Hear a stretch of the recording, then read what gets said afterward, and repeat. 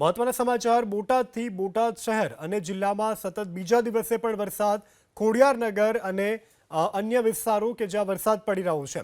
આ સાથે ભાવનગર રોડ વિસ્તારમાં પણ વરસાદ, પાળિયાદ રોડ, સ્ટેશન રોડ સહિતના વિસ્તારોમાં મુશળધાર વરસાદ, તો બરવાડાના છત્રી ચોક, મોચી બજાર સહિતના વિસ્તારોમાં પણ વરસાદ, વાગડિયા શેરી, ખમીદાણા દરવાજા, પાટ શેરીમાં પણ વરસાદ વરસી રહ્યો છે। આ સાથે ટિંબલા, બેલા, ખાંભડા, સાળંગપુર અને રામપરામાં પણ અત્યારે મનમુકીને મેઘરાજા વરસી રહ્યા છે।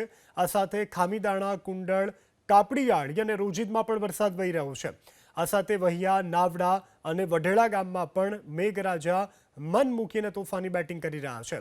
હવામાન વિભાગની આગાહીના અન્વયે આજે રાજ્યના વિવિધ વિસ્તારોમાં હળવાથી મધ્યમ વરસાદની આગાહી કરવામાં આવી છે। તે આગાહીના અન્વયે અત્યારે બોટાદમાં સાર્વત્રિક મેઘમહેર જોવા મળી રહી છે। વધુ વિગત સાથે સંવાદદાતા મહિપાલસિંહ જોડાઈ ગયા છે। મહિપાલસિંહ, હાલ કેવો વરસાદ?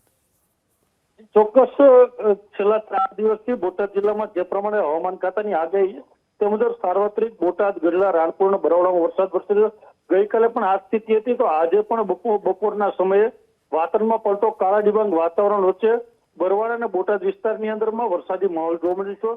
પણ જે પ્રમાણે હાલ અત્યારે વરસાદ વધી છે તે ક્યાંક ને ક્યાંક ખેડૂત માટે ચિંતાનો સવાલ છે, કારણ કે ખેડૂતના જે ખેતરની અંદર જે ઊભા પાક હોય, કપાસ હોય, તલ હોય કે જુવાર હોય, તમામ પાકને નુકસાન થઈ શકે તે પ્રમાણે અત્યારે આ સ્થિતિ જોવા મળે છે। તો બરવાડા તાલુકાના અનેક એવા વિસ્તાર હોય કે બોટાદ તાલુકાના અનેક એવા વિસ્તાર હોય, હાલ વરસતા વરસાદ ખેડૂત માટે ચિંતાજનક કહી શકાય।